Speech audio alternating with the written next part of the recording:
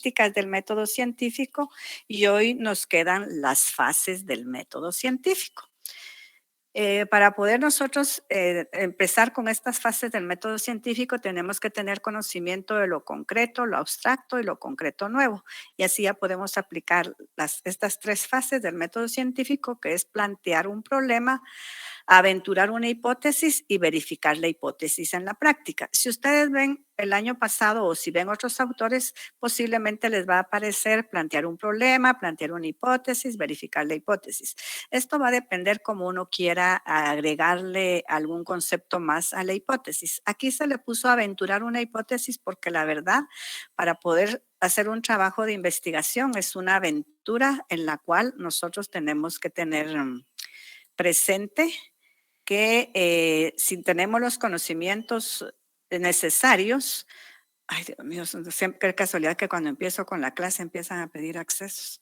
Si contamos con los conocimientos necesarios para del tema que nos interesa investigar, entonces nos va a ser mucho más fácil hacer todas estas tres fases del método científico.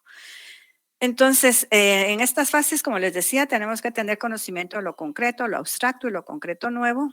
Para plantear un problema tenemos que tomar en cuenta las sensaciones, las percepciones y las representaciones.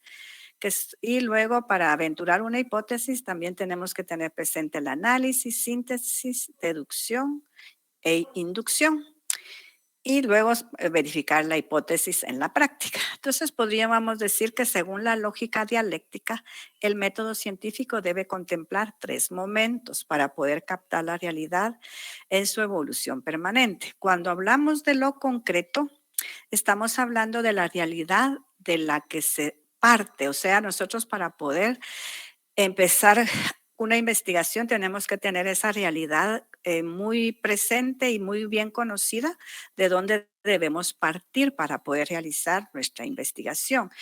Y normalmente se parte de la observación, porque recuérdese que en la observación nosotros tenemos ahí información que podemos captar por medio de los órganos de los sentidos. A esto que se le conoce como conocimiento cotidiano. Por eso dice aquí que el mundo cotidiano en que vivimos nos ofrece múltiples interrogantes. Entonces va a depender de nosotros el poderlas tomar en cuenta para poder nosotros de una mejor forma poder plantear o utilizar estos tres elementos del método científico. Entonces, cuando hablamos de esto concreto, si ustedes ven aquí estos numeritos es porque en el libro hay ejemplos. Entonces, yo para que ustedes sepan que me estoy refiriendo al ejemplo que está en el libro.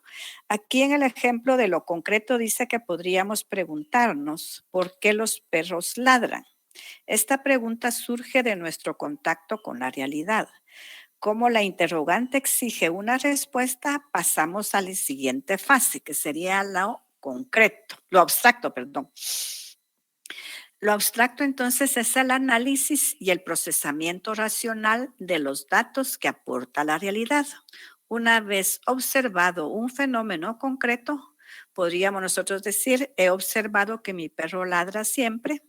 Reflexionamos y tratamos de dar una explicación racional. Entonces lo que debemos de hacer es que debemos aplicar abstracciones, generalizamos, buscamos teorías que expliquen, observamos con detenimiento y nos damos cuenta que no es solo mi perro el que ladra, sino que son todos los perros.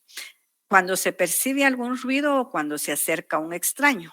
Eso es seguro porque sienten miedo o son inseguros, por eso es que ladran. Entonces, en base a esto viene lo concreto nuevo.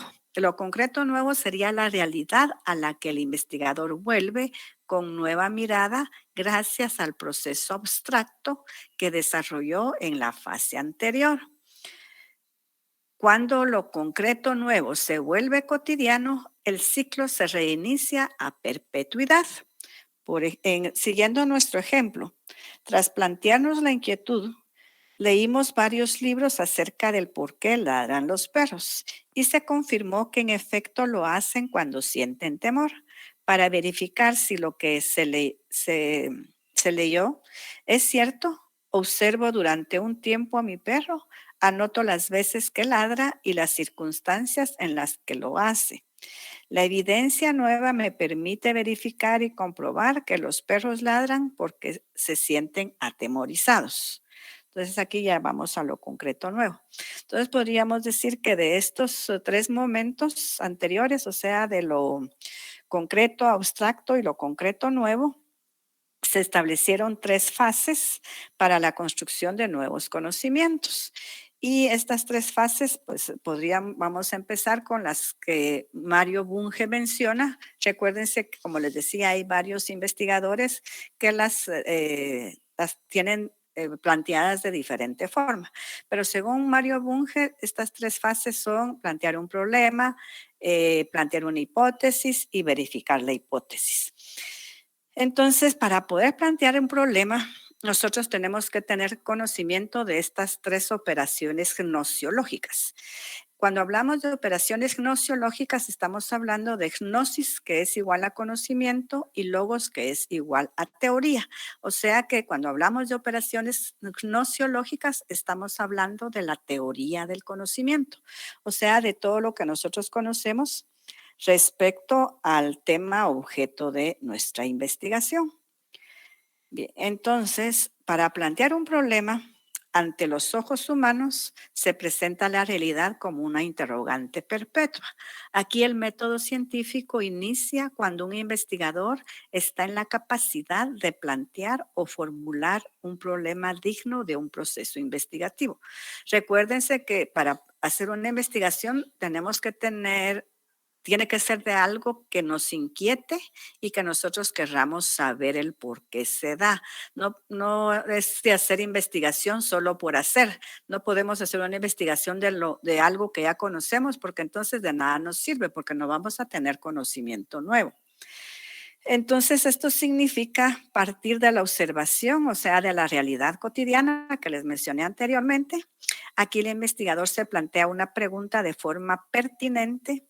Se dice pertinente porque del planteamiento mismo se debe reflejar conocimiento previo del tema.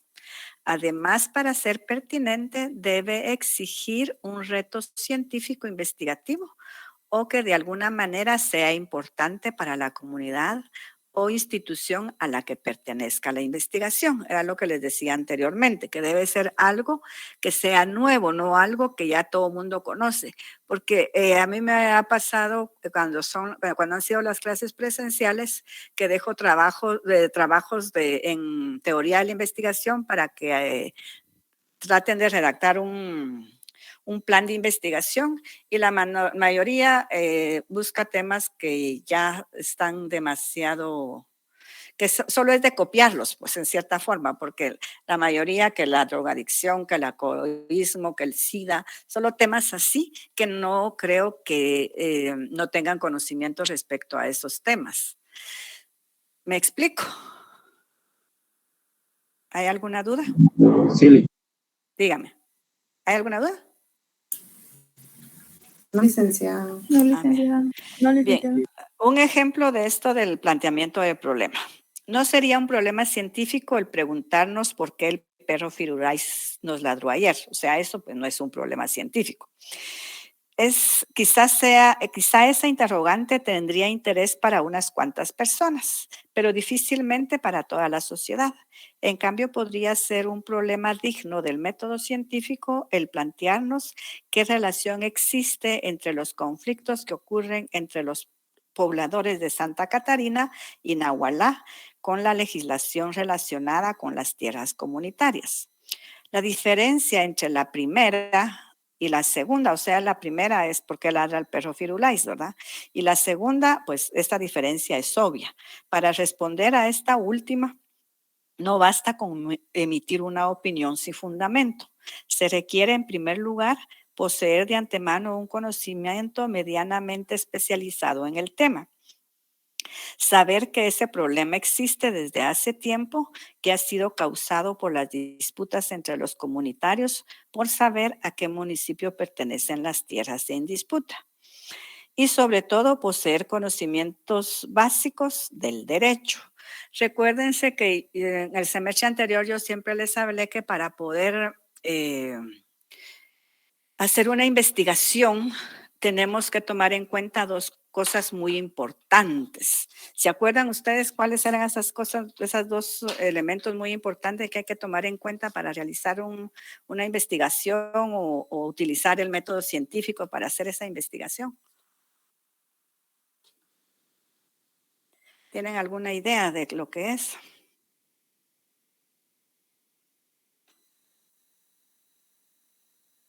A ver si se recuerdan. Nadie se recuerda.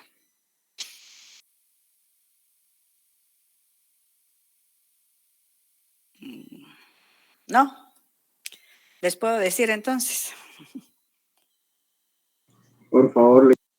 Bien, ¿se acuerdan que yo siempre les mencioné que para hacer un plan de investigación o para hacer una investigación de cualquier índole, tenemos que tomar en cuenta dos cosas muy importantes? La primera es un conocimiento de cultura general y la segunda, un conocimiento muy cercano al tema, porque si nosotros conocemos sobre el tema, o sea que nosotros primero encontramos el tema que nos inquieta. Vamos a revisar las teorías, a ver si existen varias teorías sobre ese tema, nos ponemos a leer sobre ello y entonces ya vamos a tener más conocimiento y ya nos va a ser mucho más fácil hacer todos los planteamientos necesarios para después llegar a la hipótesis y a su verificación. Entonces, plantear un problema que pretenda resolverse con la aplicación del método científico implica al menos las operaciones nociológicas que acabamos de ver, que sería la sensación. En este caso, nuestra realidad entra en contacto con el ser humano por medio de los sentidos, o sea que aquí estamos hablando del conocimiento cotidiano. Esto nos diferencia del resto de los animales. Recuérdense ustedes que el ser está dividido en tres, que es el ser vegetal, el ser animal y el ser racional. Entonces a nosotros, las personas, nos diferenciamos de los seres, los animales, de los animales. O sea, del ser animal nos diferenciamos con lo racional, porque el ser humano pues es racional, en cambio los animales no. Entonces esto nos diferencia, como les decía, de este resto de los animales y nuestra realidad ocurre gracias a la vista que tienen los seres humanos, el olfato, el gusto, tacto y oído y de acuerdo al filósofo idealista Kant, solo puede ser conocido lo que puede ser captado por los órganos de los sentidos. Por ejemplo, tomando siempre lo del conflicto de tierras, este aspecto se haría presente cuando observamos en las noticias a los dos grupos en disputa, porque aquí prácticamente son dos grupos los que tienen estos problemas, ¿verdad? Y luego pasamos a la otra operación conociológica que sería la percepción. Esta constituye un filtro para no agobiarnos con tanto dato que reciben los sentidos. O sea que nosotros tratamos solamente de clasificar y analizar todo aquello que pueda ser de interés, porque recuérdense que lo que captamos por medio de los órganos de los sentidos pueden ser muchas cosas, pero a veces captamos cosas que no nos interesan. Y en este caso de la investigación, nosotros tenemos que clasificar y analizar todo aquello que sea de nuestro interés. En un proceso de investigación, entonces, la fase de percepción implica poner atención en los objetos o realidades que puedan ayudar a resolver la interrogante planteada. Podríamos decir en el ejemplo, este aspecto se presentaría cuando fijáramos nuestra atención en algunos elementos del conflicto. Las personas que hablan, lo que dicen, la forma en que se dirigen a los demás, sería una forma de percibir lo que ellos sienten respecto a lo que el problema que están pasando por este asunto de las tierras. Si no me comprenden algo, me pueden interrumpir y preguntar, no hay problema. Luego pasamos ¿Quería preguntarme algo? No, licenciada, todo está bien, gracias. Bien. Pasamos entonces a la última operación nociológica que sería la representación. Aquí el conocimiento inicia cuando lo percibido se transforma en una representación, o sea, se le asigna un nombre a lo percibido. ¿Se acuerdan que el semestre anterior habíamos dicho que Bachelard, cuando hay un objeto que no se conoce, le llama cosa? y sigue siendo cosa mientras no se conoce y deja de ser cosa cuando se conoce y puedes llegar a ser un objeto de conocimiento. Entonces ya se le puede poner un nombre. Entonces igual es aquí, se le asigna un nombre a lo que nosotros percibimos en todas estas tres operaciones nociológicas. Por ejemplo, un médico percibe que su paciente tiene una zona morada en la rodilla.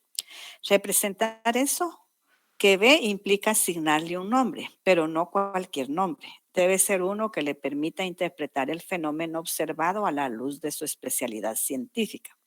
Por ejemplo, puede indicar que se trata de un hematoma. Posiblemente para el paciente solo será un moretón, pero para el médico es importante representarlo como hematoma. Con solo representar lo percibido de esa manera, está indicando ya un camino a seguir para poder explicar el problema y posteriormente tratarlo. Para el ejemplo del conflicto de tierras, llegamos a la representación cuando nos percatamos de que se ha sentado jurisprudencia al respecto y que ésta puede no satisfacer las inquietudes de los sujetos en disputa. En este momento, entonces, estamos nombrando el fenómeno desde la óptica jurídica. Entonces, cuando un aspecto de la realidad observada alcanza la categoría de representación, se está en la posibilidad de plantear un problema a investigar y proyectar un método capaz de resolverlo. Recuérdese que para poder realizar nosotros nuestras investigaciones, depende del tipo de investigación, nosotros tenemos que elegir qué métodos vamos a utilizar para poder analizar nuestras teorías que tenemos respecto al tema.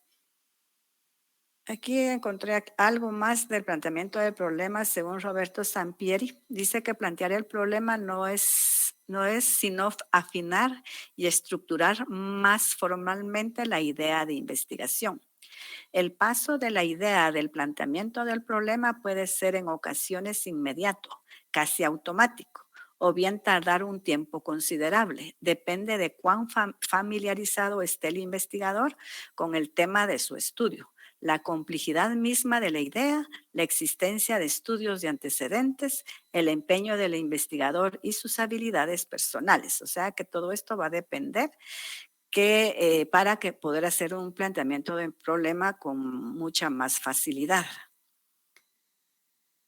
Aquí hay algo de Mafalda que dice, ¿qué pasa? ¿Por qué está pasando? ¿Cuál es el diagnóstico? ¿Qué puede pasar si todo continúa así? ¿Qué se puede hacer para evitar que pase? O sea que hay preguntas que uno se puede hacer para poder hacer ese planteamiento del problema. ¿Alguna duda de esto?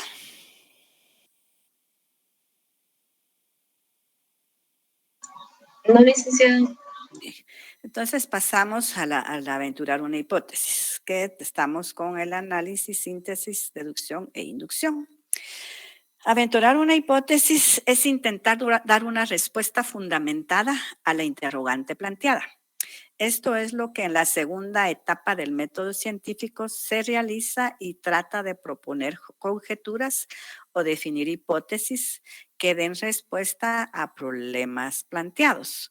Se debe responder al fenómeno a partir de lo que la ciencia ha podido recabar hasta el momento en que empieza a investigar, ya que no debe darse respuestas espontáneas y sin rigor. De ser así, dejaría de ser método científico. O sea que nosotros tenemos que guiarnos con lo que ya está escrito sobre el tema que nos inquieta investigar y debe ser también teorías científicas, porque entonces no tendría ningún beneficio nuestra investigación. En esta fase también se debe revisar en las bibliotecas, las revistas impresas o electrónicas que vimos el semestre anterior, las tesis de la facultad y otras fuentes de consulta a las que se tenga acceso, que esto pues, nos va a permitir tener mayor información.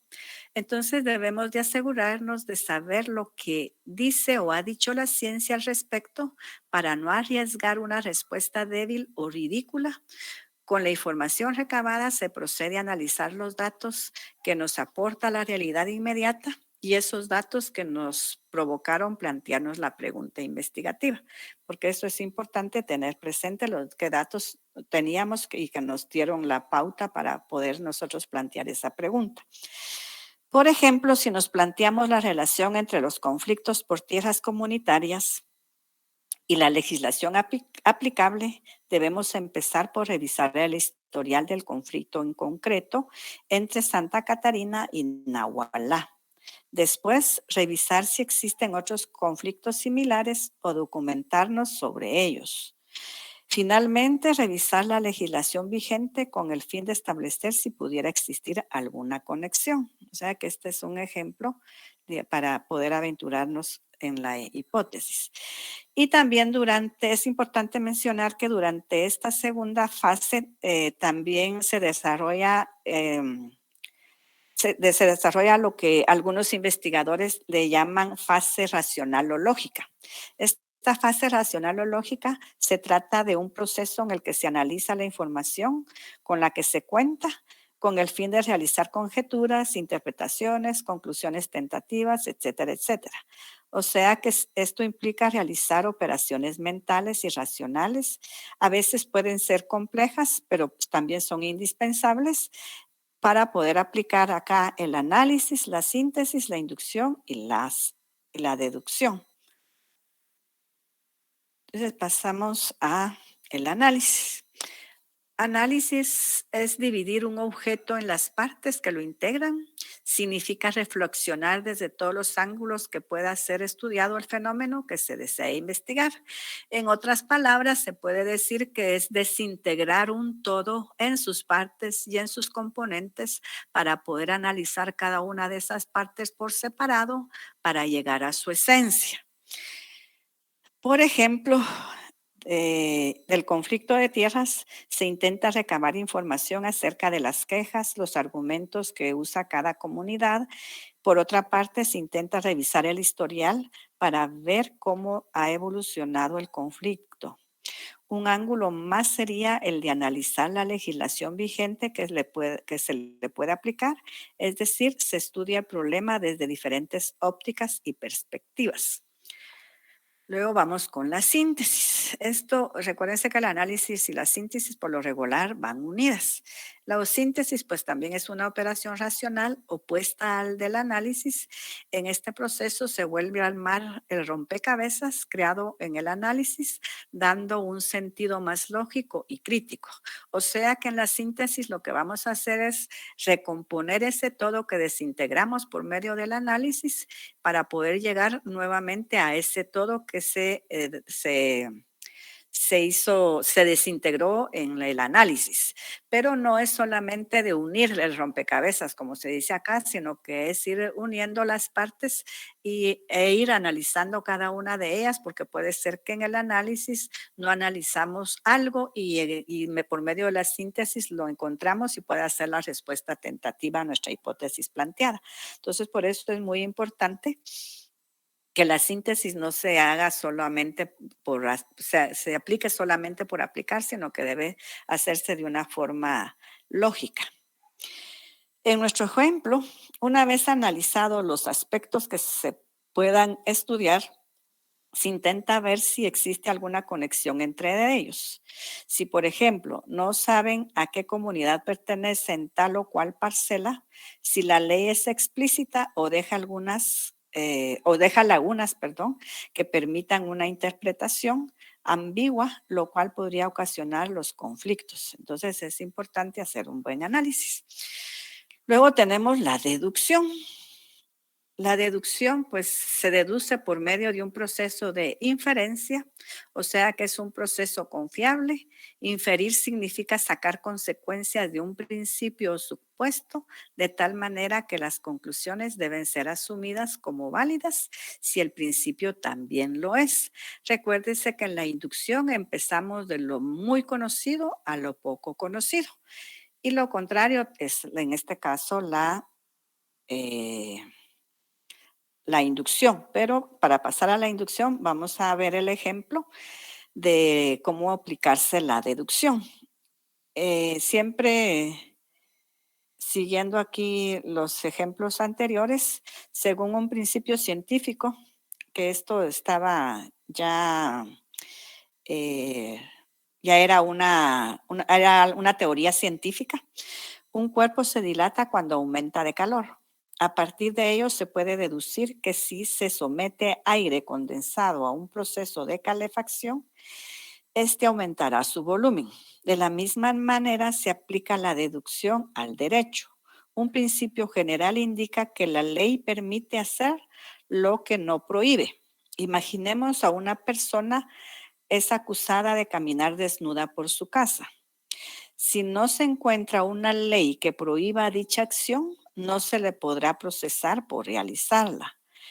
Para nuestro ejemplo, una deducción posible sería: si la legislación aplicable es ambigua y deja lagunas que permitan una doble interpretación y los conflictos se originan precisamente porque cada comunidad interpreta la legislación a su manera, entonces se puede concluir a nivel hipotético que el origen de los conflictos comunitarios puede encontrarse en la ambigüedad de la legislación vigente aplicable. Luego vamos con la inducción. La inducción, pues, es una operación racional. También consiste en obtener datos particulares, analizarlos y sintetizarlos, y con ellos se llega a una conclusión general, abarcando todos los datos particulares recabados y los que no se analizaron, pero son parte de la misma realidad. Muchos métodos experimentales basan sus hallazgos aplicando la lógica inductiva. Recuérdense también que la inducción partimos de lo poco conocido a lo mucho, muy conocido, o sea, pasamos de lo particular a lo singular, a lo general, a lo universal. Por ejemplo, si se administra una sustancia determinada a 1000 ratones y se observa en todos ellos la misma reacción, se podría conjeturar que el mismo efecto se producirá en todos los ratones. Por analogía, se podrá proceder con humanos. Se administra la misma sustancia a un grupo de personas, luego a otro grupo y así sucesivamente hasta llegar a una población estadísticamente considerable. Entonces se podrá conjeturar que esa sustancia puede ser útil para el ser humano en general. Como ustedes sabrán, siempre que se hacen este tipo de investigaciones, lo hacen en animales y después es aplicado a seres humanos para ya para que ya lo puedan utilizar sin problemas. Por ejemplo, ahorita con el problema del COVID, si ustedes se recordarán, para poder hacer la vacuna, tuvieron que también aplicarla a animales y después un grupo de seres humanos se apuntaron para que la utilizaran con ellos para ver si tenía un buen resultado y cuando ya se supo que sí daba resultado fue cuando ya se empezó ¿cómo se llama?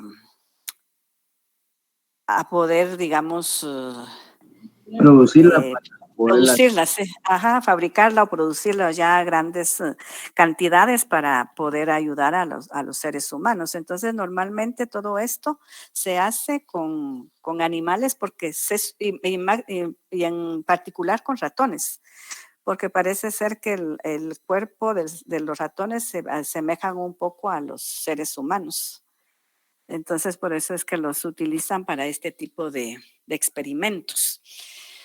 Entonces, no sé si está claro esta ejemplo de la inducción. Sí, Aquí en la segunda fase del método científico, conlleva también desarrollar una planificación rigurosa, prever métodos y técnicas e instrumentos de investigación que nos van a ayudar a establecer la validez o no de la hipótesis. Para nuestro ejemplo anterior, vamos a ver aquí el otro ejemplo, relacionado con el conflicto de tierras, un proceso de inducción podría realizarse durante la indagación de la historia del conflicto. Imaginemos que tuvimos acceso a información de los conflictos ocurridos de unos 20 años para el presente. En cada uno de los conflictos documentados pudimos evidenciar que las comunidades alegaban que la ley les daba la razón. Entonces, al analizar cada dato particular, o sea, cada evento de conflicto, se puede concluir que en todos ellos hay en común la forma ambigua, cómo cada uno interpreta la legislación. Entonces se puede concluir que todos los conflictos han surgido de una ambigüedad en la interpretación de la norma. Entonces, en esta segunda fase, como les decía, es lo que conlleva esto, conlleva desarrollar una planificación rigurosa y tenemos que tener presente qué métodos vamos a utilizar para nuestra investigación, qué técnicas e instrumentos también para que nos puedan ayudar a establecer la validez o no de nuestra hipótesis. Recuérdense que el método no se puede aplicar por sí solo, siempre debe ir acompañado de una técnica. Aquí hay algo que encontré para poderles compartir. Dice, características de la hipótesis deben referirse a una situación real. Los términos o variables de una hipótesis deben ser observables y medibles. Las variables o términos de las hipótesis deben ser comprensibles, precisos y muy concretos. Y la relación entre variables en una hipótesis deben ser claras y verosímil. O sea, que sean fáciles de entender y que sean verdaderas, ¿verdad? Que las podamos nosotros demostrar. ¿Hay alguna duda sobre esta fase? Si no, pasamos a la siguiente, que es verificar la hipótesis en la práctica, o sea, la confrontación con la realidad. Para verificar la hipótesis debemos seguir un procedimiento metódico, objetivo, riguroso, coherente y válido que nos permita establecer con seguridad si lo aventurado en la hipótesis es pertinente, o sea, si se puede demostrar. En el método científico debemos aplicar todos los procedimientos, trabajos de campo, etcétera, que el investigador debe desarrollar para comprobar si sus hipótesis son válidas totalmente, de forma parcial o simplemente nulas. A eso se le llama confrontación con la realidad, porque nosotros lo que vamos a hacer es confrontar lo que tenemos con la realidad para ver si lo podemos llevar a la práctica. Entonces, para saber si la respuesta a nuestras interrogantes es válida, el método científico ha desarrollado métodos, técnicas, instrumentos y estrategias metodológicas. Cada una de ellas se deben aplicar de forma rigurosa y coherente con las demás, para que el investigador pueda adentrarse en la realidad que desea conocer. Además, lo hace acompañado de diversas herramientas dadas por el método científico. O sea que diseña un método general, define técnicas específicas, diseña instrumentos, planifica estrategias y acciones concretas. Y también del desarrollo de esto anteriormente, reúne el material indicado y vuelve a aplicar las operaciones racionales nociológicas que se anotaron anteriormente, como es la deducción, inducción, análisis y síntesis. Esto le permitirá interpretar con objetividad y metodología todos los datos obtenidos y de esta forma puede llegar a conclusiones que le permitan obtener un nuevo conocimiento. Aquí yo les encontré también algo sobre la hipótesis. Dice que es un proceso por medio del cual las hipótesis se contrastan en la realidad y se aprueban o rechazan. Esto es sobre cómo verificar la hipótesis. Debe elaborarse con el instrumento de recolección de datos. Recolección de datos, recuérdense que es obtener teorías que hablen sobre el tema objeto de la investigación. Esto pues nos va a permitir comprobar nuestro trabajo de investigación. Y aquí, por ejemplo, también está algo del método científico, que es como hacer un resumen donde está el planteamiento del problema, donde vamos a analizar la realidad, vamos a hacer el planteamiento de la hipótesis, vamos a hacer la prueba de hipótesis y al hacer la prueba de hipótesis vamos a obtener conocimiento nuevo, que eso es el fin general de cualquier trabajo de investigación. Según el autor que nosotros utilicemos, se va a hablar o los conceptos van a ser diferentes, pero significan lo mismo. Aquí, por ejemplo, el método científico dice que tiene 3 fases. La indagadora, que sería para plantear el problema, o sea, que da descubrimiento de nuevos procesos objetivos o de aspectos de los procesos ya conocidos. La demostrativa, que sería ¿Cómo podemos nosotros demostrar por medio de la hipótesis? O sea, demuestra la conexión racional entre los resultados adquiridos y la comprobación experimental de los mismos. Y la expositiva es que se exponen los resultados del proceso de investigación para servir como material de nuevas investigaciones. O sea, que aquí ya verificamos nuestra hipótesis. Aquí también hay otras fases del método científico. Como les decía, va a depender del autor que se utilice. Las fases del método científico son observación y elección del problema, formulación de hipótesis, experimentación y análisis de resultados, que en este caso sería verificar la hipótesis, ¿verdad? Y aquí también hay otras que está la observación, el problema, la hipótesis, la experimentación, la teoría, y si se comprueba, pues ya se vuelve ley, ¿verdad? Porque se describió un hecho o fenómeno en la naturaleza y tiene validez racional, ¿verdad? Entonces, esto yo lo encontré ahí, lo puse acá para que ustedes más o menos tengan una idea de que dependiendo del autor que ustedes utilicen, tal vez van a encontrar expresado con otras palabras lo que vimos aquí. Recuérdense que para hacer investigaciones nosotros podemos parafrasear a otros autores, y parafrasear, como ustedes se recordarán, significa expresar con nuestras propias palabras lo que otros autores quieren indicar, pero sin alterar su esencia. ¿Me explico? ¿No hay ninguna duda en estas tres fases? No, Linda, ahí está muy bien, gracias. No, licenciada. Vamos entonces a la relación entre las fases. El principio dialéctico de la concatenación universal indica que toda realidad está interconectada, o sea que no hay aspecto de la realidad que no esté en constante y necesaria relación con los demás aspectos. Esto significa que existe interrelación entre las partes que componen una realidad. Esto es lo que se evidencia en el método científico. Aunque las fases se pueden explicar por separado, en la práctica se relacionan e interaccionan una con la otra de una forma constante, dinámica y dialéctica. O sea que si nosotros queremos hacer una investigación, no podemos hacerla solamente con un planteamiento de un problema. O sea que si usamos el método científico, tiene que llevar sus tres fases más importantes, que serían las que vimos ya, que es el planteamiento del problema, planteamiento de la hipótesis y verificar la hipótesis.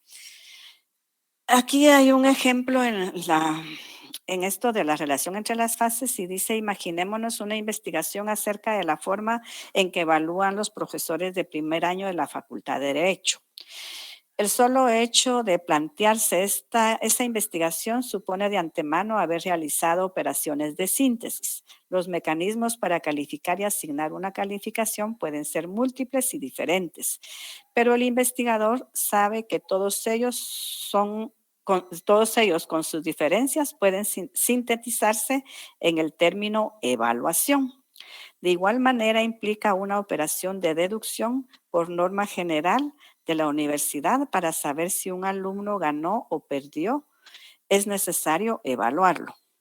Eso significa que necesariamente todos los profesores desarrollen procesos de evaluación. Así sucesivamente, también desde el planteamiento mismo se prevé la metodología que podría usarse.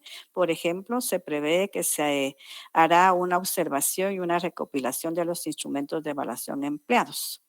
Entonces, podríamos decir que durante esa fase de aventurar la hipótesis, también necesariamente se vuelve al planteamiento del problema, y a veces en el momento de plantear la hipótesis también nos percatamos de que el problema está mal planteado. Entonces regresamos a esa primera fase para poderlo corregir, y así sucesivamente. Por eso es que se dice que están interrelacionados y no pueden ir separados unos de otros. Si seguimos con los ejemplos anteriores, podremos evidenciar que el problema no está planteado del todo bien. No es muy técnico el concepto formas de evaluación, pues puede presentarse a interpretaciones erradas. Entonces, con procesos de deducción y síntesis, se corrige y se establece que es más prudente plantear el problema de esta forma. Criterios pedagógicos usados por los docentes para evaluar al alumno de primer año en la Facultad de Derecho. De igual manera, Con ello se puede aventurar una hipótesis y prever su verificación. Cuando se habla de criterios pedagógicos, nos referimos a principios de los cuales parten los docentes. Entonces se puede prever que la mayoría de los docentes se evalúa por medio de objetivos y con exámenes que persiguen verificar si el alumno recuerda los contenidos compartidos. Si eso es así, se puede prever que una forma de verificar la hipótesis sería haciendo un análisis pedagógico de los diferentes instrumentos de evaluación empleados. Y finalmente, también para verificar la hipótesis es necesario estar regresando ya sea a la primera o a la segunda fase y así sucesivamente para garantizar que las tres fases tienen una coherencia y para poder resolver también los problemas sin contradicciones y si se detectan pues durante el desarrollo de la investigación se deben de corregir. El ejemplo anterior, o sea, el de los criterios pedagógicos para evaluar, es un ejemplo real. Ese fue realizado fue una investigación realizada por el doctor Carlos Velázquez hace algunos años, o sea que mientras se analizaban los instrumentos de evaluación, o sea, los exámenes, surgieron varias interrogantes que implicaban volver a plantear el problema. Por ejemplo, al principio solo se había planteado como formas. Eso limitaba y sesgaba mucho la fase de recogida de datos. Luego se fue modificando la hipótesis hasta llevarla a la forma planteada en el párrafo anterior. O sea, que quedó entonces como criterios pedagógicos usados por los docentes para evaluar al alumnado de primer año de la Facultad de Derecho. Si ustedes se dan cuenta, o los que tienen el libro, al final de esta unidad hay un laboratorio. Si ustedes lo pueden contestar, sería bueno porque eso les va a ayudar para empezar a leer un poquito respecto a este tema. No sé si hay alguna duda.